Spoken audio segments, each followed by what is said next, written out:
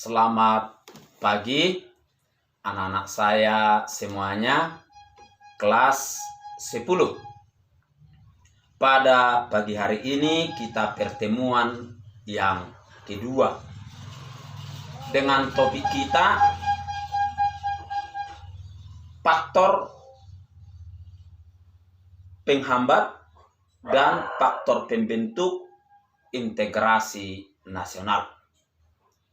Faktor pembentuk dan penghambat integrasi nasional Indonesia. Tujuan kita yang pertama, anak-anak saya memahami kemajemukan itu sebuah kekuatan dan kelemahan. Yang kedua, anak-anak saya bisa mengidentifikasikan nanti apa faktor yang membuat integrasi nasional itu, apa faktor pembentuknya. Dan yang ketiga, anak-anak saya bisa mengidentifikasikan apa faktor penghambat integrasi nasional tersebut. Indonesia salah satu negara yang sungguh majemuk di dunia. Itu fakta, ya.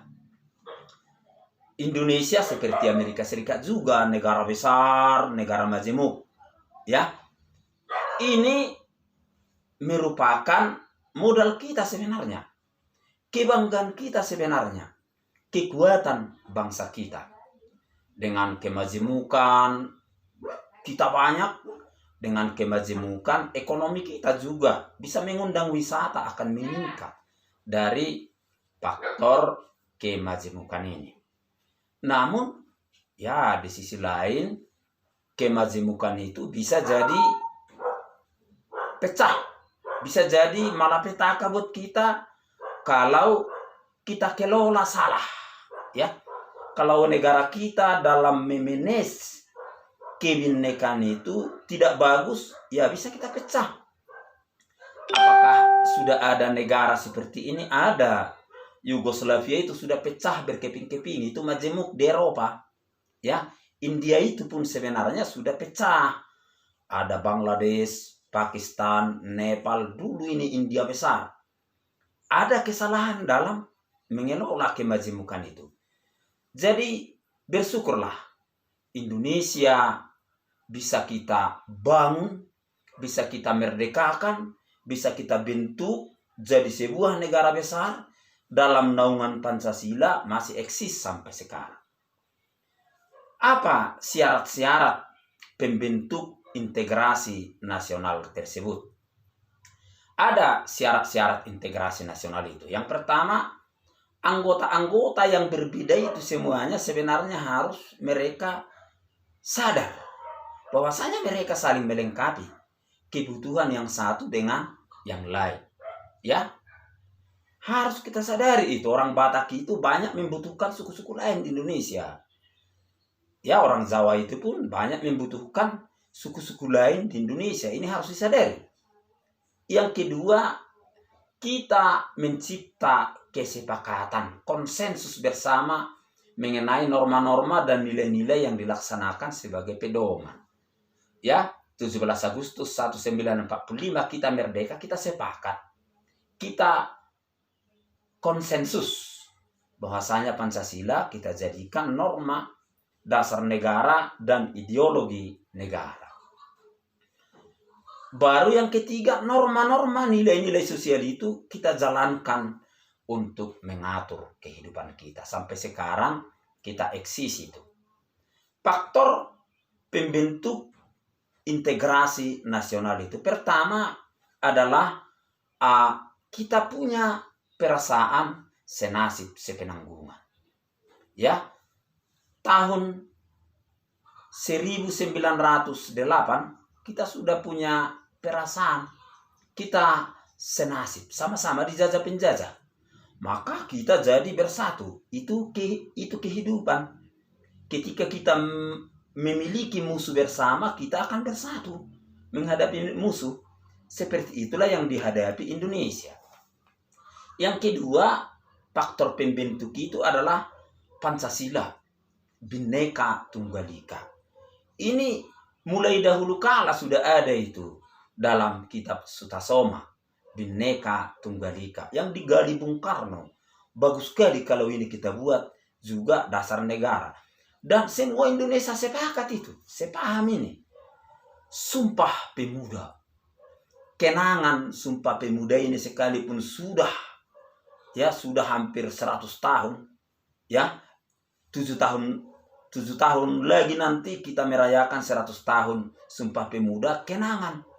Mungkin yang ikut Sumpah Pemuda tak ada lagi hidup sampai sekarang, tapi kenangan itu, nilai-nilai itu tetap hidup dalam sanubari kita untuk membangun negara ini. Dan ini jadi faktor pembentuk persatuan kita. Bahasa Indonesia, coba kita bayangkan bahasa Indonesia itu.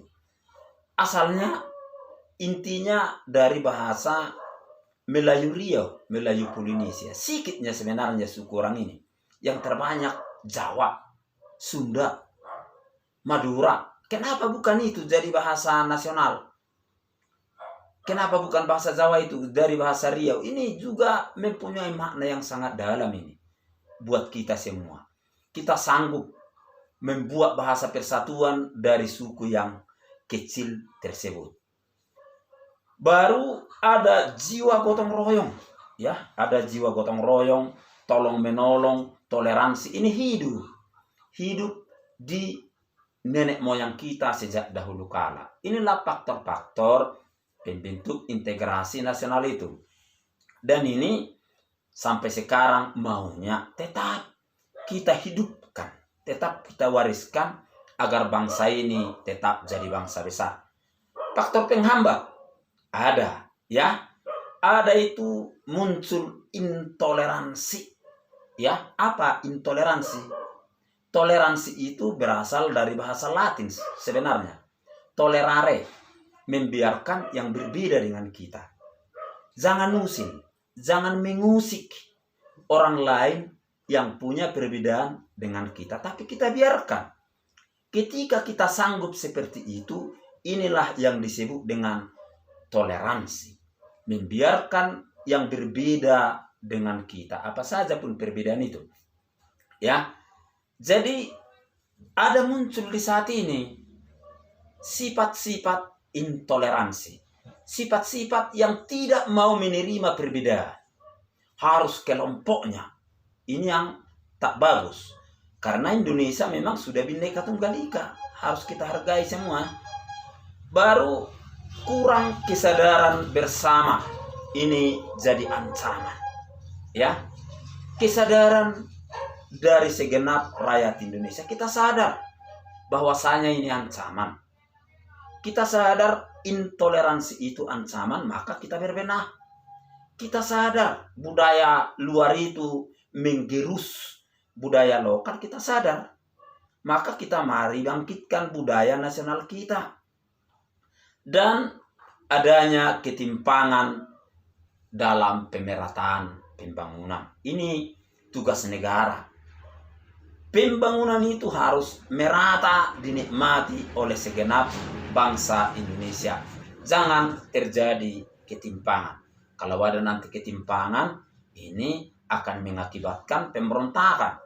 Kenapa Aceh, GAM dulu, sekarang sudah damai, sudah aman di sana. Mereka sebenarnya menuntut pembangunan merata. Karena ya di Aceh itu sumber-sumber kekayaan nasional, gas, minyak, alam subur. Tapi mereka merasakan keadilan pembangunan tidak ada. Mereka jadi berontak. Maka pemerintah membuat keadilan. Papua itu, mereka juga menuntut. Ya, di sana tambang emas, ya, Freeport, banyak tambang-tambang yang lain, hutan luas. Ya, mereka bisa menuntut juga. Apalagi ada provokator. Ya, mereka langsung tersulut. Dan lambat laun Bapak Jokowi membangun jalan Trans Papua. Ini bukti pemerataan pembangunan. Dan ini di seluruh Indonesia kalau sudah dibuat, kita akan tercipta persatuan bangsa, dan inilah yang disebut dengan integrasi nasional. Sampai di sini hantaran materi Bapak dalam pertemuan yang kedua ini. Materi lewat PowerPoint Bapak share di WA dan Bapak masukkan di Kuiper. Selamat pagi dan salam sehat untuk kita semuanya.